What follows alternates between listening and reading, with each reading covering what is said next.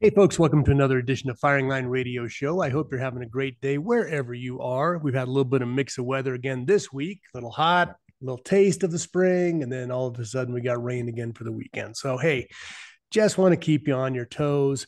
I can't control the weather. I did try this year and I really messed up. That's why we got all this rain. So, anyway, my apologies for that. Folks, on this particular show, I have Travis Ishida of NRL Hunter, NRL 22. He's a great guy doing a great work and actually creating some fantastic shooting opportunities for those of us in the shooting community. Travis, how's your morning going?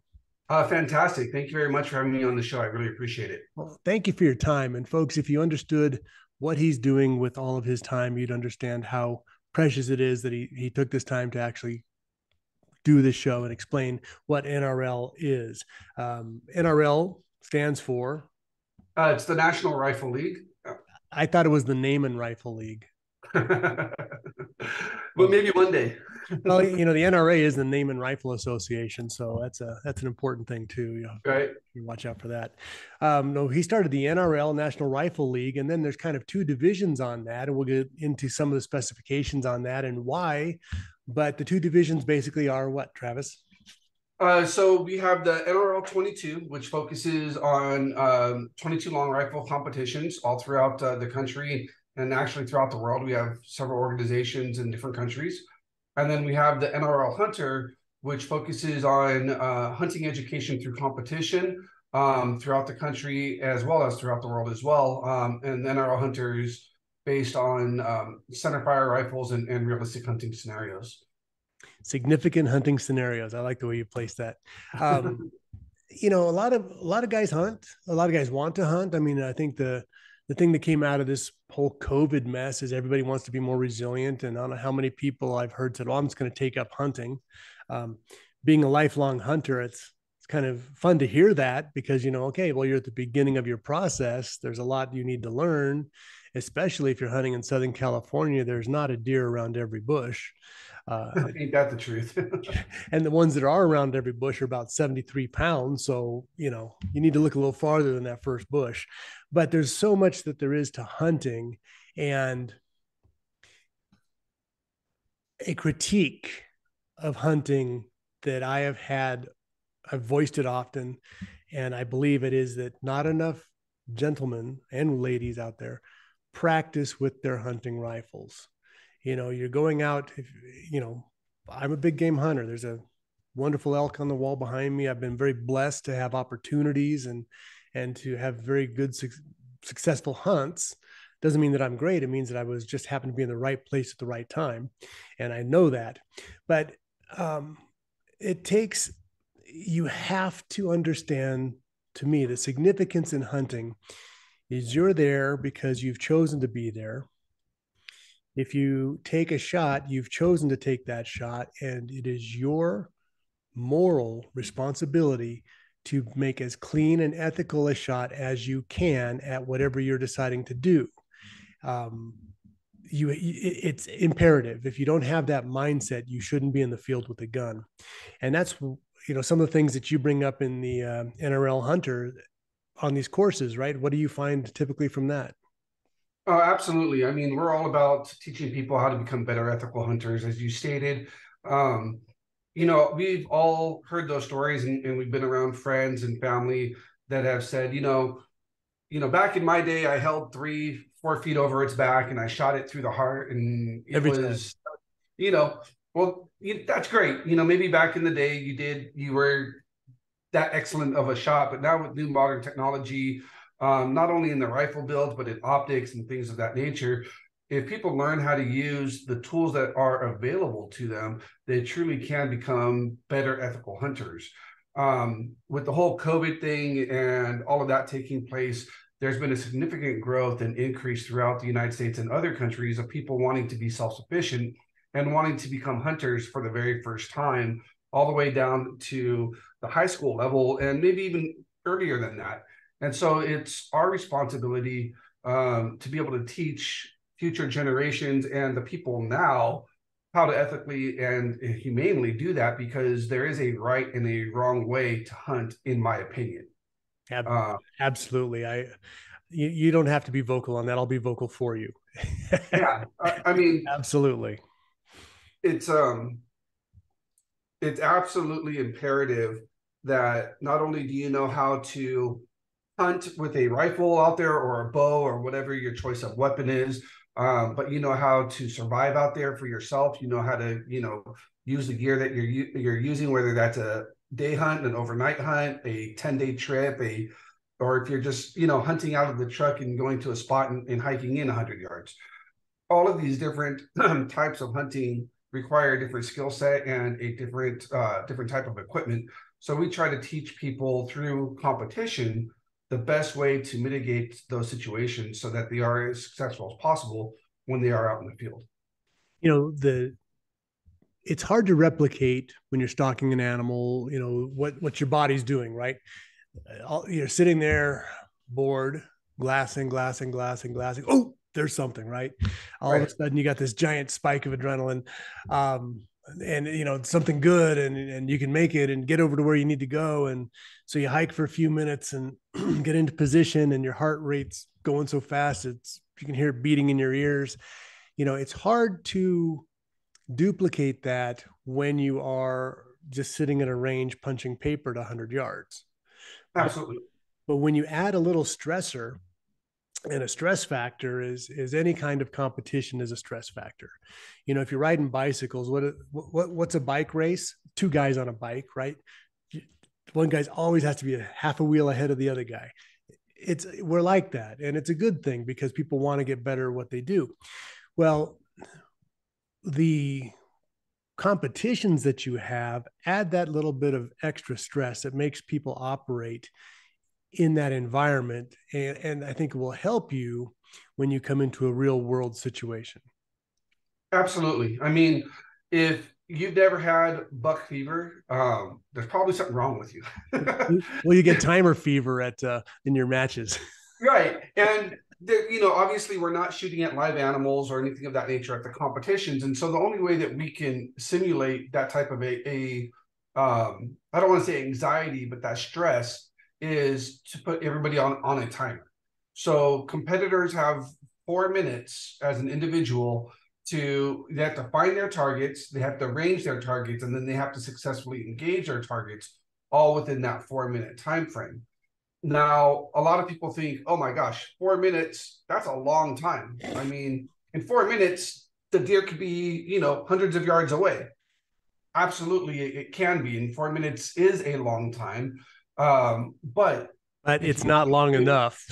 right, it's not long enough. People find out that all of a sudden 4 minutes goes by really fast. And if you can't do it in that 4 minute time frame, you're gonna have a hard time doing it out in the wild when all of a sudden, you look over and there's a giant, deer, elk, whatever you're hunting, a couple of 100 yards away, and you have to react as efficiently and quietly as possible. Well, if you don't practice that and you're not used to that and you don't know how to use the gear you have with you, your chances of success are greatly diminished. I do a little bit of guiding on a ranch, not an official guide, but I take the guys out, help them hunt at this wonderful ranch in Wyoming where this elk came from. Um, Amazing animals out there, always hundreds of animals that we're seeing. So it makes me look good because there's 100 animals out there. But every time when someone's brand new, especially when they see the Disneyland parade of elk, right? The one thing on this ranch is you're going to get the Disneyland parade of elk. You're going to just see 100, 200, 300 walking past you at some point in time. And guys aren't ready for it. No, Every time that happens, nobody gets their shot off. It's emotional, it's amazing, and it's hard to explain, But I think if you've gone through this type of stuff where you're a little bit more stress tested, that, hey, I need my tripod, I need this, I'm ranged, I'm ready to go. You know what your steps are. I think that's an important factor after you've done one or two of your competitions, is you realize there should be an organization to what I have in my pack if I want to be a successful hunter or shooter in your competition. An organization and a step. I do this, I do this, and that consistency, just like anything else. And any different kind of competition, whether you're swimming or running or what, it's consistency that helps you become better at what you do. And so I think that that's a good thing that people will realize instead of having a yard sale at every station like I was doing. Folks, Travis's website is NRL Hunter, spelled oddly enough, NRL, NRLHunter.org, NRL22.org, if you want to find out when their new competitions are. We're going to get more into what those competitions actually are about and how you got into that right after this. There you go, man. Your first one's in the can. Awesome. Ready? Got your coffee? Ready to go. Coffee up. Hey, folks, welcome back to Firing Line Radio Show. Philip Naiman here. Hope you're having a great weekend. I'm here with Travis Ishida. Travis Ishida, the founder of the NRL Hunter, NRLHunter.org, NRL22.org. We'll talk about the difference in those coming up here, but it is a National Rifle League. He has created a way for you to train and to compete pretty realistic hunting scenarios. As we just talked about before, they're 4-minute stages. Let's talk about, we'll get into just one stage, a sample stage. If somebody is an NRL hunter, they've never done it before, they've signed up, they're showing up, and they're saying, okay, guy comes out and says, shooter, are you ready? Let's go. What happens from here? So as a new competitor or somebody doing this for the first time at one of the NRL Hunter matches, you're going to go up to what we call a staging area. Inside of that staging area, you're going to find a placard that's going to tell you what you can expect to find on that stage. Now, keep in mind, all stages are blind.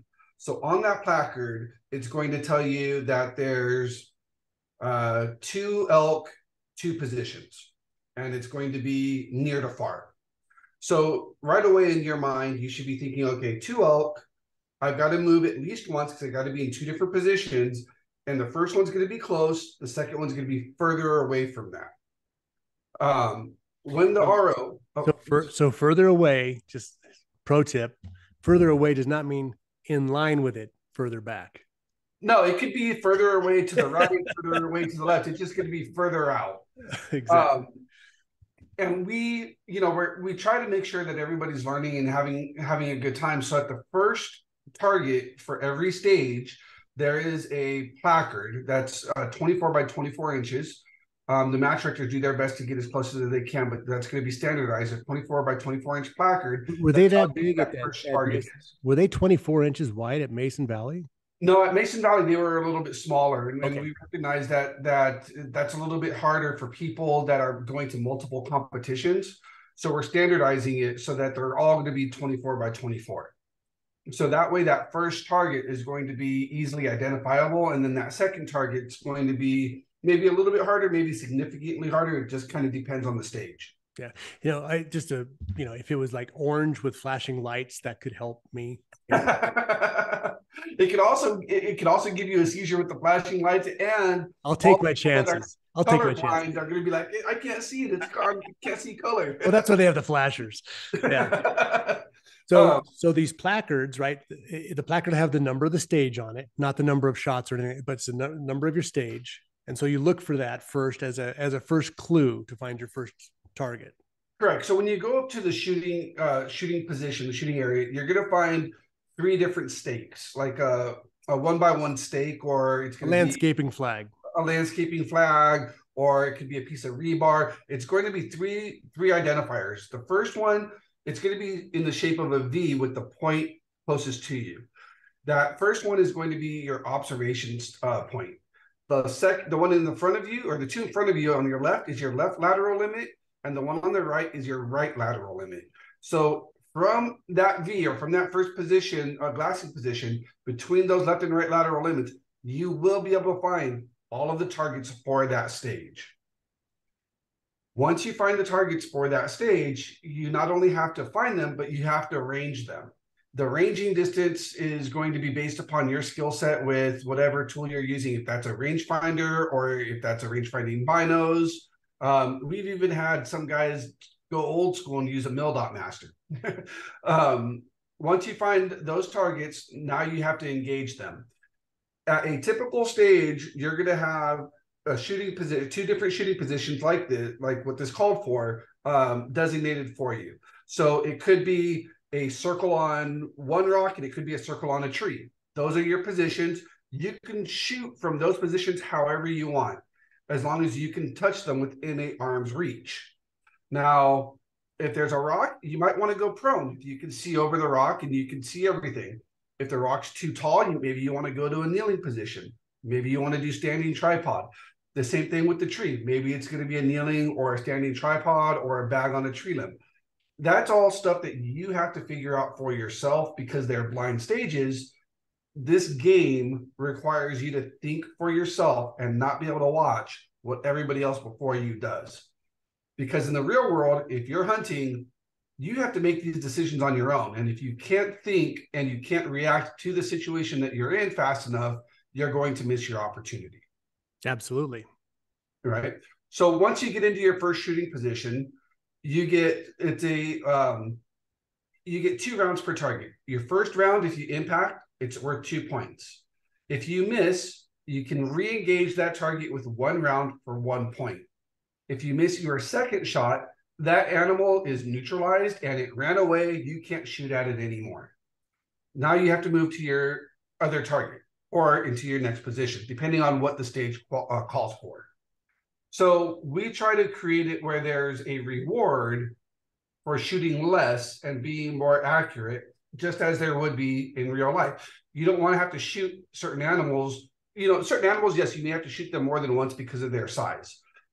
If you were shooting at a deer, you don't want to have to shoot at that deer more than once. You want a good, clean, ethical shot. You want to be able to put that animal down as fast as possible. So a first round impact is worth more points than a second round impact. Yep. Then you do that 16 to 20 times for the match, and we see what your score is and how you fared. And what's great about this is our targets are going to be anywhere from a couple hundred yards all the way out to a maximum of 1,000 yards. Now, we do not encourage long range hunting or long range shooting in hunting scenarios. The reason we put 1,000-yard target or 800 or whatever yard target out there is to show people what that distance is realistically. Right. There's always that guy. Yeah, there's a guy here in California I was scouting this season, and where we were scouting, he's like, yeah, there's no deer over here. You should go over to this one area, but it's a mile shot. And I'm like, there's no reason for me to go over there. There's never a situation in my life where I'm going to take a mile shot at anything. Right. The California jackalope. Yeah. Exactly. And so we were doing little hand gestures. So to us, if you don't understand what 1,000 yards really is, you should not be taking that shot. Are there people that are qualified to take shots like that? Sure, maybe. But 98% of us, no. We're not qualified to take those shots, and we should never be taking those shots. So if you can't do it on a piece of steel at a secured location, you definitely should not be doing it in the wild. Yeah, it's it's to know your limits, right? Exactly. When I was training for my sheep hunt, I'd go up behind Whitewater. There was this trail, a PCH trail. I'd take a PCT trail. Anyway, I'd go about 3.5 miles in with a backpack, and then there was a long ridge that I would practice shooting off of, just killing rocks here and there. And I remember this one day, it was really windy, and I'm on the ridge line, and to my left was a rocket shot at 400 yards. So I'm using my backpack, whatever, shoot it, make the shot. Then on the right side of the ridge is one at 620 yards, and I had to add some wind because it's at the bottom of the canyon, but it's hidden by the ridge line. So I added some wind for that. And then there was one at like 720 at the bottom of this canyon, and I had to add 4 minutes of wind for that. Okay, I'm minutes. I'm not mils. No worries. I'm old. And then directly across from me, because the ridge I'm on goes down into this big canyon, directly across from me was this nice sized rock, maybe 2-3 feet in diameter, at 1,050 yards.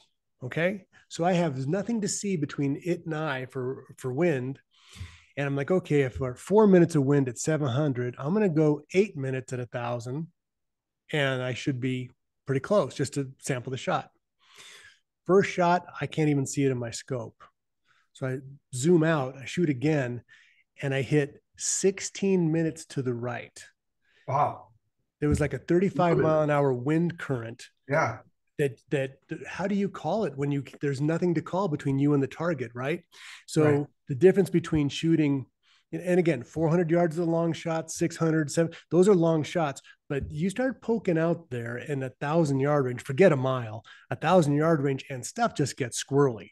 There, Absolutely. there was a target you guys had, the gargoyle. He was 800 and something yards out, and the wind was like this the entire time. And so, Yes.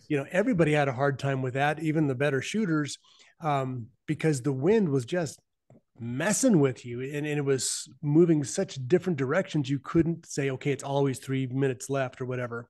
It was 3 minutes left and two to the right. And it just tortured you the entire time. So yeah, thanks for that, Travis. Well, don't blame me. That's the match director setting it up. I just put the organization, the governing That's body. true. He does need to be Serge Thanks, needs to be Serge. kicked under the bus on that. Folks, NRLHunter.org, NRLHunter.org. You can find their schedule. They've got quite a few events coming up here. They've got 19 NRL Hunters this year, and NRL Hunter 22, there's tons of them. Local clubs are having these matches. You can find out more at NRLHunter.org and NRL22.org. We'll be right back.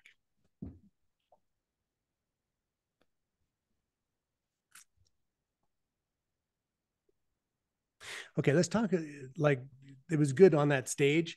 So let's walk them through. You've got the pie chart, you've got the squares. Talk about the range officers and some of those things, because those guys very professional. You can't beg them for help like I tried, but Right. it's important that they understand what their job is, and how I think you go to the extremes to make sure it's a fair match. And I appreciate that. Not that I'm winning, but I see the level of dedication you guys have to make things square. So let's bring that up. Sure. Hey, folks, welcome back to Firing Line Radio Show. Philip Naiman here with Travis Ishida, NRLHunter.org, NRL22.org is how you're going to find out more about them. All kinds of competitions nationwide. You can, make it a destination vacation, bring the family out there and do some shooting at some of these locations. Also, you can get our podcast, folks, at firinglineradio.com, or our YouTube channel, happens to be named Firing Line Radio. So anyway, we're here with Travis Ishida. I want to explain for people who haven't been involved in this.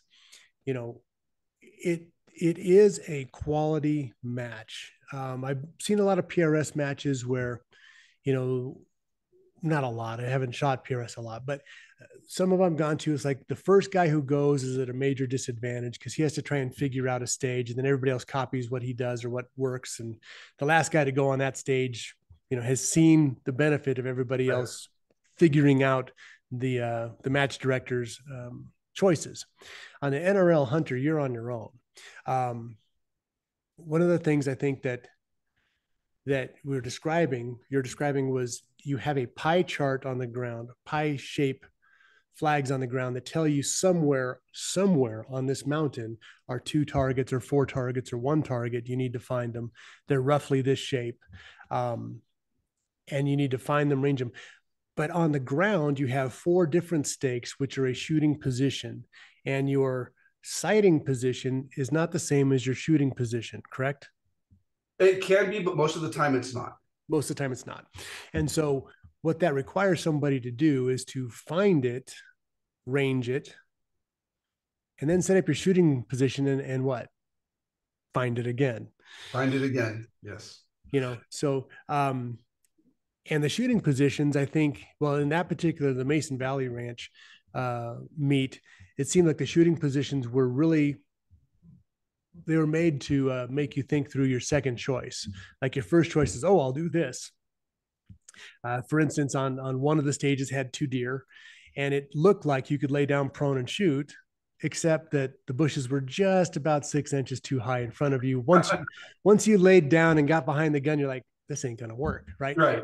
You have to reposition, and all this is on the clock. And that's what's real about a hunting situation, is you can't always shoot prone. No. And I mean, a real world example of that is we spoke about Wyoming and your elk earlier. Wyoming is where I shot my first antelope. And when I was out there, the guide put me down on a hillside to shoot at this antelope that was a couple hundred yards away. And in the position that he put me, there was sage that was just way too tall for me to be able to get enough of a view on the body of that animal to take a comfortable shot. So I ended up having to belly crawl because we were only a couple hundred yards and antelope have great eyes. Yeah, you can't stand up. Yeah, so I was belly crawling until I found a position on that hillside that didn't have any brush, you know. So it's definitely designed to be as realistic as possible in the different types of terrain that we have the matches. And part of that goes into how not only are the matches designed by the match director or the stages designed by the match director, but also how the ROs, which are the range officers, are there to ensure that you guys are playing within the spirit of the game, if that makes sense, right? Oh yeah, yeah. So obviously, with 100 to 200 people at a match, safety is our number one concern. So our range officers are for the most part competitors that are donating their time to make sure that everybody is safe and having fun, and that they're playing within the spirit of that stage. There's because we leave it open for interpretation on how you want to shoot that stage. If you want to, like I said, prone, kneeling, tripod, whatever it is that, if you want to do some yoga positions, whatever it is, the ROs are there to make sure that you're safe and that you are following, the limited amount of rules that we have. And we don't have a huge book of rules like some other shooting disciplines, and we try not to, because we want to keep it as open for creativity as possible from the match director's standpoint, but also from the shooter's perspective on what they can and cannot do. We have a gentleman last year, Chris Way, out of, I believe he's out of Colorado, who shot the entire, like one or two matches, the entire match off of a tripod. The reason he did that is because he wanted to test his tripod skills and become more efficient with that tripod. So he shot the entire match off a tripod and he placed very well. We have some guys that absolutely cannot shoot off of a tripod. So they build positions using, their bags or using their backpack or using whatever natural terrain is there. And that's completely fine. It's opportunities for you to figure out what you can and cannot do. So what your personal limits are, what your gear limits are. And then if you want to take the time and learn about new positions and new techniques, you can do that as well. And one of the best ways that the NRL does that, or NRL Hunter does that, is we have what we call the skills division. And I think the skills division is by far the absolute best way to get involved in these competitions, because in the skills division, you are literally allowed to be coached on the clock. And typically on the second day or part of the end of the first day, we will have a seasoned competitor. If you're struggling, we'll have a seasoned competitor come over and help you so that you can, Have a figure more out enjoyable time too. Yeah. Yeah. Enjoy your time, but figure out what you're doing wrong so you can become better, because the point of this is not to beat anybody up. The point is to provide an opportunity for you to learn. And if you're not, if you're doing the same thing over and over and over again, you're not learning anything, then we're not being successful at our job. No, they are very, very helpful, and they're very, very knowledgeable.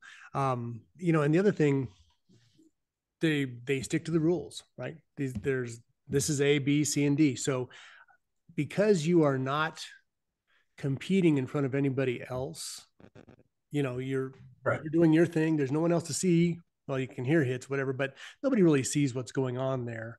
That it's important that the integrity of your ROs are there. And I saw that. I saw that at Mason Valley. I thought that they all were very professional, did a great job.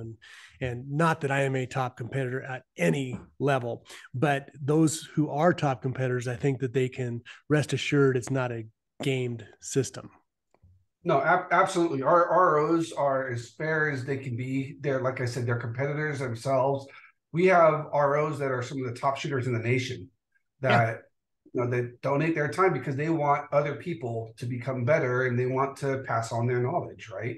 My buddy Paul So was an RO at that, and he's a top shooter too. yeah, and our it's weird because there's a lot of sports out there or competitions out there where you don't want your competitor to surpass you. Here, we don't want them to surpass you, but when you do, we're super happy for you, right? So we want to share the knowledge and we want everybody to be successful in what they're doing. It is a great thing. We'll talk about the 22 a little bit later, but this is center fire. These are hunting rounds. There's a minimum power factor, which Yes. basically 6.5 Creedmoor is about the bottom line that you're going to be able to use for this or above. If you plan on being competitive, you do need to have a detachable box magazine. If you just want to shoot with whatever you own, do it. I shot with a top loading gun. As a matter of fact, that was I shot a Mason Valley hunt that Travis put on. And Travis was at two different stations that I absolutely bombed on. It was quite embarrassing. The first one, I walk up to him and said, "Hey, man, I've lost my card, my shooting card. Somehow between that, and it never showed up the entire weekend. I lost my card." And he said, "Well, how many stages have you done?" I said, "I did two." And he goes, "Well, you get zeros." I got zeros. Not that I was competing, and actually I did hit some of those targets, which was kind of a shame, but that's the level. Hey, you lose your card, so what? You get zeros for that. You shouldn't have lost your card. It was important that you see that these are guys that are just following the rules for everybody. I thought that was a good deal. And I used a top loading gun. I used my 270 that I hunt with all the time. And then halfway through the second day, no, the beginning of the second, no, halfway through the first day, my trigger broke. My sear snapped, and this is a gun I'd shot for 40 plus years. Maybe I should have changed it. Timney triggers in the mail, by the way, but I had to shoot with a second gun. And again, that's what happens. You go on a hunting trip, you go on an elk hunt, a couple states away, you bring two firearms, right? And Absolutely. so, fortunately, because I've had crud break in the past, I always travel with two firearms. But it's an interesting thing. I shot with top loading rifles, which are a disadvantage if you're trying to compete. But if it's what you hunt with, that's what you should shoot with. My theory. So I agree and disagree at the same time. I've And you're competed. correct. No. I've Hold, shot in hold, our matches. hold it right there. Well, yeah, you might be more competitive with a top loader than I am. There's no doubt about that. But let me pick it up right after this. We got to run to a commercial, and you can fix me after this. Okay, this is our last segment. Goes pretty quick. So you want to talk about the difference in top loading or not, or how that worked? Yeah, I'll touch on it briefly, and then we can go right into whatever next topic you want. Well, I think let's give when's your next dates of your next events? I leave Thursday morning, so I have matches. Easter weekend, I'll be home, and then I have matches throughout summer. Yeah. So, and are they all sold out? We're just opening up some more. Most of them are filling up. Yeah. Yeah, they do fill up pretty quick. Okay. All right. So we'll bring it back in, and then you can make your point that I cut you off on. No worries. Hey, folks, welcome back to Firing Line Radio Show. Philip Naiman here. Get the podcast at firinglineradio.com. YouTube, we have a couple channels going on there. And if you want to find more about NRL, then you really need to go to nrlhunter.org and deal with Travis Ishida out there. He's the one who's in charge. He's got all kinds of new matches coming up this summer, not in addition to the NRL 22, which we haven't talked too much about. But as I cut you off as we're running to commercial there, you wanted to make a point. So let me start with that there, Travis.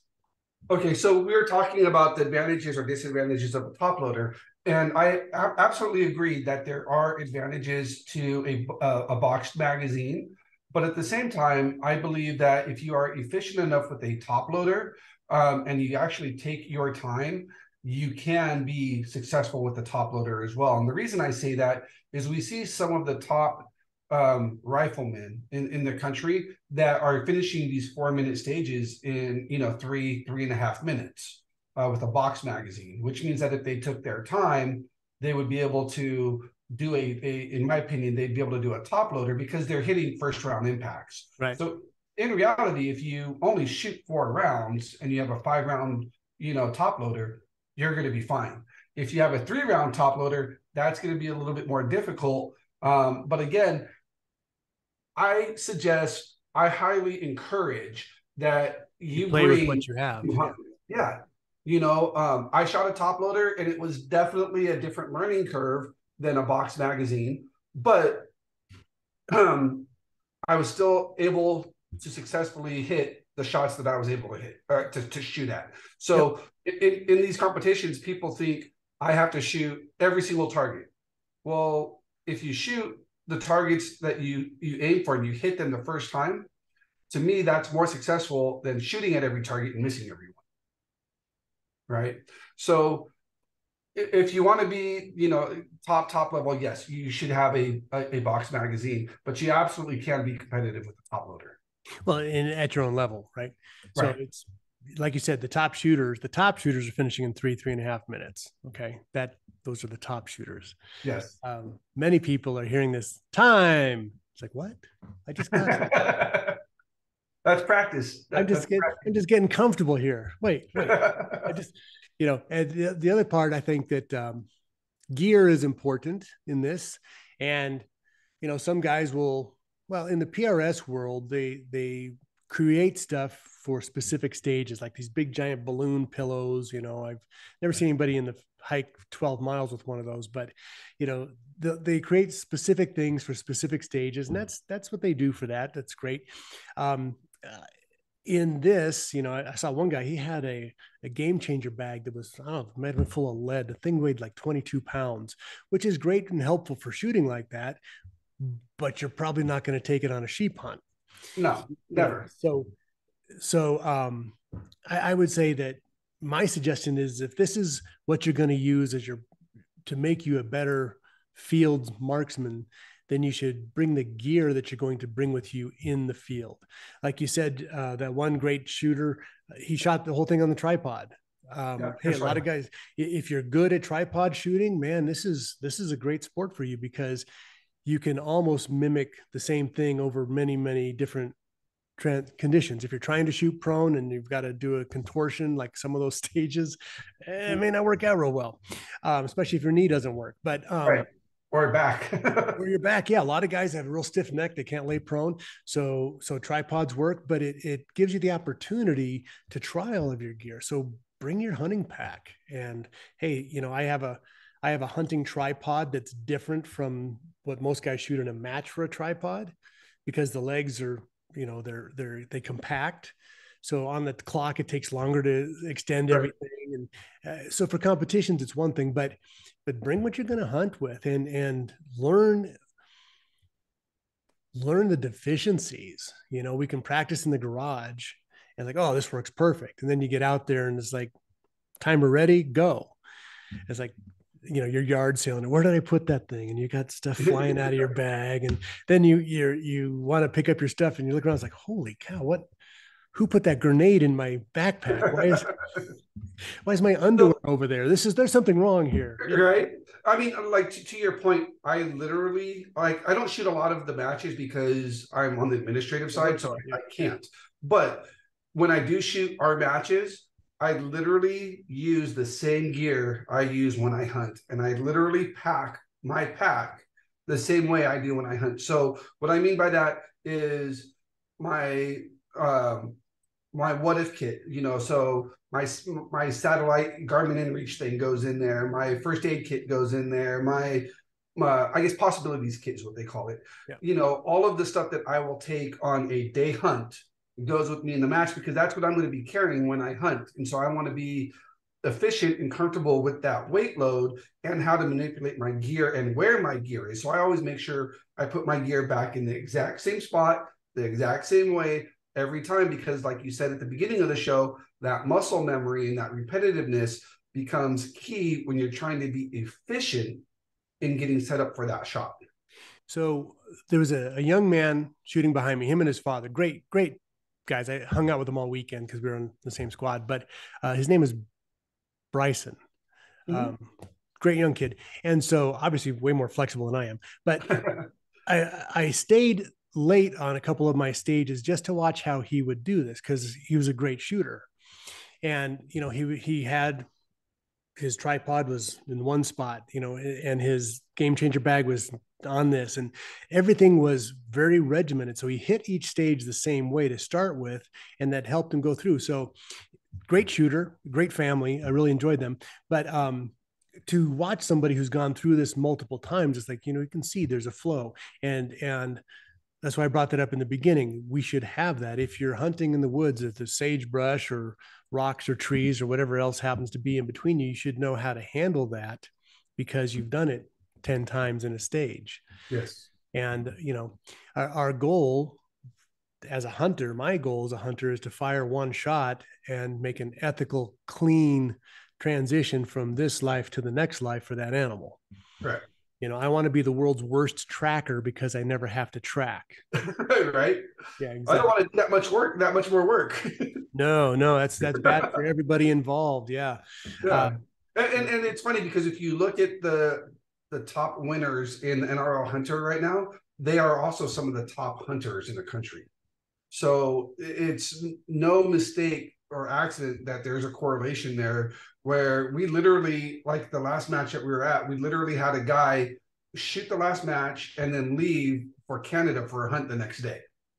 You know, these guys are practicing what they're doing in the real world scenarios, and they're winning at these matches because they've dedicated a certain aspect of their life to becoming the best hunters that they can be. Yeah. Yeah. And it's a fun competition. So the other part of this, um, you know, hunting often is a solo sport. Just is. You're even if you're with a group, you're eventually you leave, you go. But with the NRL, there's the staging area. So at every stage, there's an area where you're waiting for your turn with your squad, and there might be 6 or 8 guys or gals, a combination of which, and you're all there. So there is a camaraderie. It's not as if you're just bored all day looking at a rock. You know, there's a group dynamic to it, and it's everybody's was a lot of fun, So they're all good people. They all have good ideas. When they saw how tragic I was at shooting, they're all really helpful. So it's important, that these guys, that you realize that it's a different group of people because they're all cool. We all hang out. Nico Detour, he's a longtime friend. He got to be on my squad. And unfortunately, some of my luck rubbed off on him and Josh. But they did power through it anyway. Do you have, what would you suggest? We got about a minute left here. Somebody who's just starting, what would you suggest for them? Come out with what you have. Join in for the skills. The skills is half the price. So if the match is usually $250, the skills will be about $125. You get hands-on help, as much help as you want from the ROs or from a individual that will help teach you and show you the way. And that individual is usually a top shooter, top hunter in their respective fields. If you come out and you shoot the skills and you decide it's not for you, not a problem. If you decide it is for you and you want to take the next steps and you want to figure out better gear and you want to figure out how to do this, then we're going to be there to help point you in the right direction with a lot of that. We also have a loaner program from a lot of our amazing sponsors.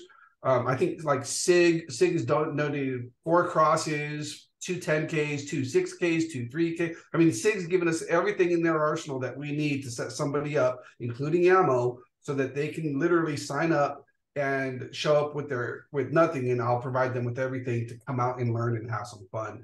How do you beat that?